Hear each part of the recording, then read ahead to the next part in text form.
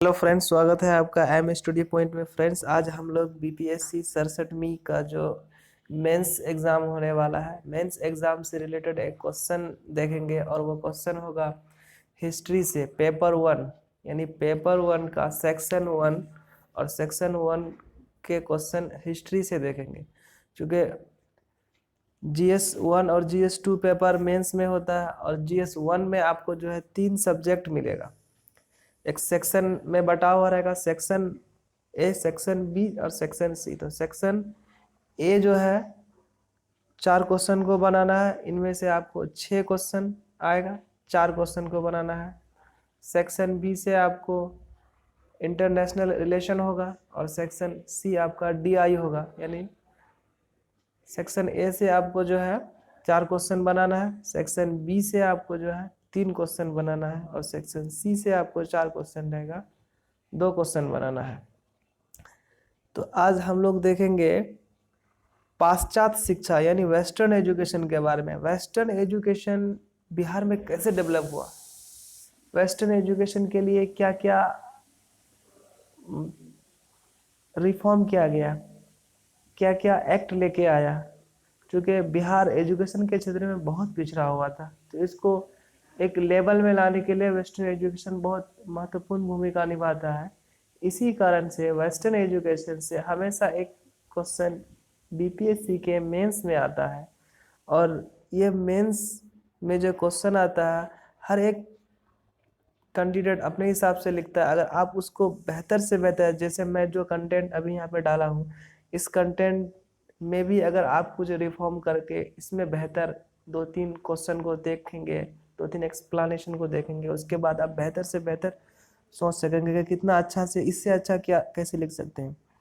तो क्वेश्चन रहेगा आपका कि वेस्टर्न एजुकेशन जो है 1858 से लेकर के 1914 के दौरान बिहार में पाश्चात्य शिक्षा के प्रसार का वर्णन कीजिए। मतलब वेस्टर्न एजुकेशन के बारे में बिहार का वर्णन कीजिए। तो आप इस क्वेश्चन को देख ही रहे हैं कि 1858 से लेकर के 1914 के बीच में बिहार में पाश्चात्य शिक्षा के बारे में आपको कह रहा। अब इसका इंट्रो पार्ट कैसे लिखेंगे, तो जैसे इंट्रो पार्ट लिखने के लिए आपको ये होगा, आप इसके बैकग्राउंड को लिखिए। चूँकि बिहार आज से 1500 साल पहले जो है, एक 1500 साल से लेकर के यानी 1000 साल के बीच का गैप में बिहार एक बहुत ही शिक्षा के क्षेत्र में बहुत ही प्रगतिशील था। चूँकि नालंदा विश्वविद्यालय आपने कुमार गुप्त के द्वारा बनाया गया नालंदा विश्वविद्यालय गुप्ता डायनेस्टी में बहुत फेमस था। उसके बाद आपका पाल डायनेस्टी में जो धर्मपाल और गोपाल के द्वारा बनाया गया विश्वविद्यालय था, वो भी बहुत फेमस था। तो हम वहाँ से इसके बैकग्राउंड को ऐसे ही लिखते हैं, परिचय को, इंट्रो पार्ट को या बैकग्राउंड को। तो कहता है प्राचीन काल से ही बिहार शिक्षा का महत्वपूर्ण केंद्र रहा। शिक्षा के क्षेत्र में बिहार की विरासत गौरवशाली रही। प्राचीन काल से शिक्षा में बिहार को एक विशिष्ट पहचान मिली। नालंदा, आप यह पहचान कैसे मिली आपको इसको देखना है। जैसे नालंदा विक्रमशिला विश्वविद्यालय, नालंदा विश्वविद्यालय, विक्रमशिला विश्वविद्यालय, ये 2 विश्वविद्यालय बहुत ही फेमस थे। तो कह रहा कि नालंदा विश्वविद्यालय, विक्रमशिला विश्वविद्यालय की कीर्ति पताका दुनिया में लहराई थी उस वक्त। इनका स्थान सिर्फ देश ही नहीं विश्व के प्रमुख शिक्षण केंद्रों में माना जाता था। इसका स्थान सिर्फ देश में ही नहीं, यह विदेशों में, एशिया माइनर से आदमी पढ़ने के लिए आता था। जैसे रसिया, यूक्रेन, फ्रांस, जर्मनी, उस सब कंट्री से भी ज़्यादा भारत डेवलप था और उस समय उस सब कंट्री से इंडिया में पढ़ने के लिए आता था। तो एक इसका स्थान सिर्फ देश ही नहीं, इसका स्थान सिर्फ देश ही नहीं विश्व के प्रमुख शिक्षण केंद्रों में माना जाता था। लेकिन समय के साथ साथ धीरे धीरे इनका अवसान होने लगा। मतलब क्या होने लगा, मिटने लगा और आज सिर्फ अतीत के गौरव बनकर ही रह गए हैं। और आज सिर्फ क्या बन के रह गया, अतीत का गौरव बन के रह गया। अब ये जो विश्वविद्यालय था, जैसे नालंदा विश्वविद्यालय कुमार गुप्त ने बनाया, विक्रमशिला विश्वविद्यालय गोपाल ने बनाया और औदंतपुरी विश्वविद्यालय जो है आपका धर्मपाल ने बनाया। तो इसको क्या करेंगे, अब इसको अट्रैक्शन के लिए जो है एग्जामिनर को अपनी ओर खींचने के लिए क्या करेंगे, तुरंत बिहार का मैप बना लेंगे। बिहार का मैप बना करके यहाँ दिखा देंगे कि ये जो भागलपुर एरिया है तो यहाँ विक्रमशिला है, यहाँ पे पटना एरिया है तो ये नालंदा विश्वविद्यालय है, और यहाँ पे जो है आपका बिहार शरीफ में ये औदनपुरी विश्वविद्यालय। तो ये तुरंत जो है बिहार का नक्शा बनाएंगे और तीनों को जो है लोकेटेड करेंगे। अब आगे कह रहा है कि देश में वास्तविक रूप से पाश्चात्य शिक्षा का आरंभ, वास्तविक रूप से पाश्चात्य शिक्षा का आरंभ कब हुआ, 1835 में। क्योंकि 1833 के चार्टर एक्ट के थ्रू मैकाले जो शिक्षा नीति लेके आया तो उनमें क्या कहा कि प्रत्येक साल, उससे पहले शिक्षा भारत में वेस्टर्न शिक्षा का कोई प्रचलन नहीं था, लेकिन ये 1833 के एक्ट के बाद कहा गया कि नहीं, भारत के रेवेन्यू से नहीं, भारत के वित्त से जो पैसा कलेक्ट होगा उनसे ही भारत में शिक्षा के क्षेत्र में खर्च की जाएगी। जो वेस्टर्न एजुकेशन खुलेगा वो 1 लाख रुपया जो है 1 लाख रुपया पर ईयर खर्च की जाएगी शिक्षा के क्षेत्र में। तो वही कह रहा है कि देश में वास्तविक रूप से पाश्चात्य शिक्षा का आरंभ जो है 1835 में माना जाता है। इसके साथ ही बिहार में भी जो है पाश्चात्य शिक्षा का ये जो दौर प्रारंभ हो गया, बिहार में भी इसी वक्त जो है पाश्चात्य शिक्षा का दौर प्रारंभ हो गया। लॉर्ड मैकाले की शिक्षा नीति के तहत पाश्चात्य शिक्षा के विकास पर जोर दिया गया। अब लॉर्ड मैकाले की जो शिक्षा नीति है उसके तहत जो पाश्चात्य शिक्षा पर जोर दिया गया। साथ ही साथ यह भी घोषणा की गई कि अंग्रेजी शिक्षा प्रदान करने वाले शिक्षण संस्थाओं को वित्तीय सुविधा उपलब्ध कराई जाएगी। जो अंग्रेजी शिक्षा प्राप्त करेगा जो भी इंस्टीट्यूट, उसको सरकारी सहायता दी जाएगी। उसमें फिर सपोर्ट किसका हो रहा है, जैसे अंग्रेजी शिक्षा को बढ़ावा देने के लिए अनेक बुद्धिजीवियों ने भी समर्थन किया। इनमें से एक व्यक्ति है बुकानन, उसका स्टेटमेंट है कि कह रहा है कि दरभंगा के महाराज, टिकरी के महाराज ने अंग्रेजी शिक्षा को लोकप्रिय बनाने के लिए उदारता पूर्वक आर्थिक सहायता प्रदान किया। या इकोनॉमिकली कंडीशन, ये लोग इकोनॉमिकली नहीं तो पैसा के साथ ये लोग जो है पूरा सपोर्ट किया अंग्रेजों का। इसीलिए जो है कहा जाता है कि बिहार में दरभंगा के महाराज और आपका टिकरी के महाराज, ये लोग 1857 के क्रांति में सक्रिय नहीं रहा और 1857 की क्रांति में ये लोग भाग नहीं लिया। अब आगे देखते हैं, क्या था, अंग्रेजी शिक्षा के लिए बिहार के विभिन्न जिलों में जिला स्कूल बनाया गया। तो अब इसको अपना एग्जामिनर को अपने और अट्रैक्ट करने के लिए आपको क्या करना है, तुरंत बिहार का मैप बनाना है। जैसे 1835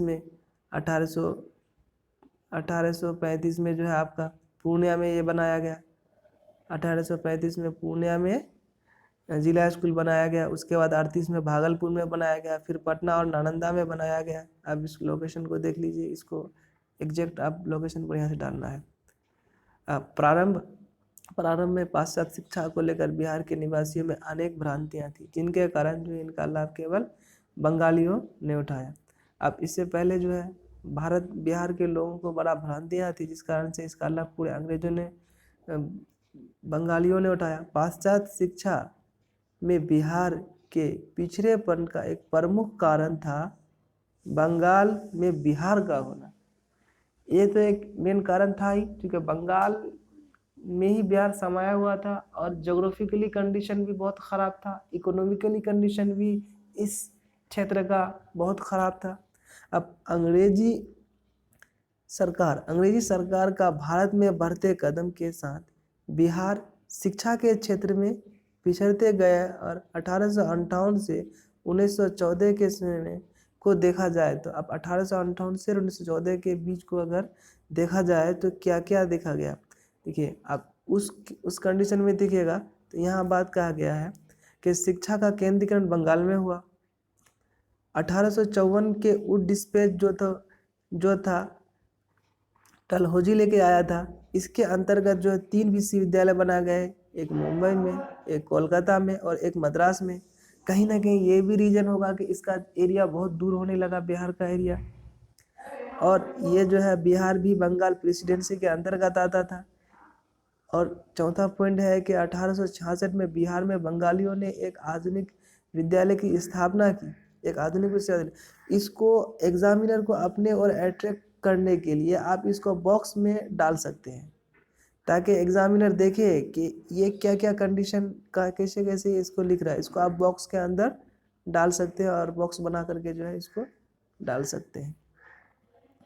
अब ये जो 3 विश्वविद्यालय बना, तो आप भारत का तुरंत भारत का मैप बना देंगे। चूँकि एग्जामिनर को वो आपका हर लाइन पढ़ेगा, लेकिन वो पढ़ना नहीं चाहेगा, वो ऐसा चाहेगा कि कैसे ये डेटा को कलेक्ट करके दिखा रहा है कि ज़्यादा से ज़्यादा समझ में आए। अब ये तीनों विश्वविद्यालय जैसे हम मुंबई में, मद्रास में, कोलकाता में, ये भारत के मैप बना करके इसको डाल देंगे। अब इस पैराग्राफ से 1874 में इंजीनियरिंग की पढ़ाई के लिए, अब 1874 में इंजीनियरिंग की पढ़ाई के लिए सर्वे विश्वविद्यालय की स्थापना की गई। कहाँ? ये बिहार में किया जा रहा है, पटना में किया जा रहा है। कौन विश्वविद्यालय? सर्वे विश्वविद्यालय की स्थापना की जा रही है, जो बाद में भारत सरकार 2004 में क्या कर दिया है, इसको NIT का दर्जा दे देता है। और NIT का दर्जा देता है। गौर करने वाली बात तो ये है कि NIT पटना जो है 2021 में हिंदी में इंजीनियरिंग की पढ़ाई करने के लिए ये देश का पहला संस्थान बन गया। इससे पहले कोई भी ऐसा संस्थान नहीं है जो अंग्रेजी की पढ़ाई के लिए ये इसको किया जा रहा है। अब शिक्षा और सरकारी नौकरियों में बहाली के मामले पर बिहारी लोगों से बहुत ही क्या होता था, भेदभाव होता था।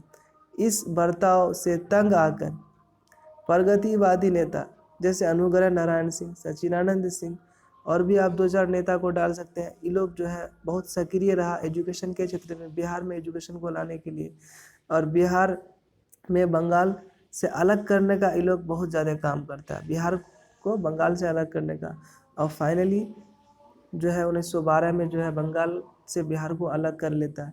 14 अक्टूबर 1917 को पटना विश्वविद्यालय की स्थापना हुई। इसके तुरंत बाद बिहार अलग होने के बाद उच्च शिक्षा का मार्ग प्रस्तुत हुआ। इसी प्रतिष्ठान और लोकप्रियता के कारण पूरब का इसको ऑक्सफोर्ड कहा जाता है। ये इतना फेमस हो गया है कि इसको पूरब का जो है ऑक्सफोर्ड कहा जाता है, नहीं पूर्वी भारत का ऑक्सफोर्ड कहा जाता है। प्रारंभ में पाश्चात्य शिक्षा का प्रसार बिहार में कुछ धीमी रही, शुरू में कुछ धीमी रही, जिससे लगातार बिहार शिक्षा के मामले में क्या होने लगा, पिछड़ने लगा। लेकिन अब देखिए, अब कह रहा है कि लेकिन 1912 के पृथक बिहार प्रांत के गठन के बाद पश्चात शिक्षा ने बिहार में गति पकड़ ली। अब गति पकड़ी तो इनमें से जैसे मेडिकल, तकनीकी यानी टेक्नोलॉजी के क्षेत्र में भी, मेडिकल के क्षेत्र में भी और रिसर्च के क्षेत्र में भी जो है काफ़ी प्रगति हुई। ये जो है उसका, अब ये आप लिख लिए। इस कंडीशन को लिखने के बाद आप कंक्लूजन लिखेंगे, तो कंक्लूजन को आप देखिए 2 पार्ट आपका तो बहुत बेहतर होना चाहिए। एक इंट्रो पार्ट, जो क्या कहना चाह रहे हैं आप जो है 6-7 लाइन में लिखिए। उसके बाद आप जो मेन बीच में जो आप लिख रहे हैं उसका पूरे डिटेल, तो उसमें जो है आप जो है चार्ट, फ्लो चार्ट और डायग्राम और डेटा का इस्तेमाल कीजिए, ताकि आप देखने में अट्रैक्शन ज़्यादा हो। उसके बाद निष्कर्ष भी आपको जो लिखना जो है, एक निष्कर्ष भी बहुत अच्छा से लिखना है कि आप क्या कहे पूरे साइंस में और उसका क्या रिजल्ट आएगा, तो इसके बारे में कह रहा है निष्कर्ष लिखेंगे। तो इस प्रकार हम कह सकते हैं कि पाश्चात्य शिक्षा के विस्तार के कारण पृथक बिहार राज्य का निर्माण हुआ। आधुनिक शिक्षा का प्रसार राज्य के सभी भागों में धीरे धीरे संभव हो सका और संभव हो सका। इस कारण बिहार के लोगों की सामाजिक, आर्थिक, राजनीतिक और शैक्षणिक स्थिति में बदलाव आ सका। आप जो है इसको लिखेंगे, और भी इसमें अगर 1-2 पॉइंट जोड़ सकते हैं तो अगर जोड़ना चाहे तो जोड़ सकते हैं। इसके बाद फिर जो है मैं अगला वीडियो लेके आऊँगा, फिर अगला कोई इसी हिस्ट्री से रिलेटेड कोई एक टॉपिक को, चूँकि ये सब सिलेक्टेड क्वेश्चन होता है, इन क्वेश्चनों को आप पढ़िए और इन क्वेश्चन से ही आएगा। Thank you.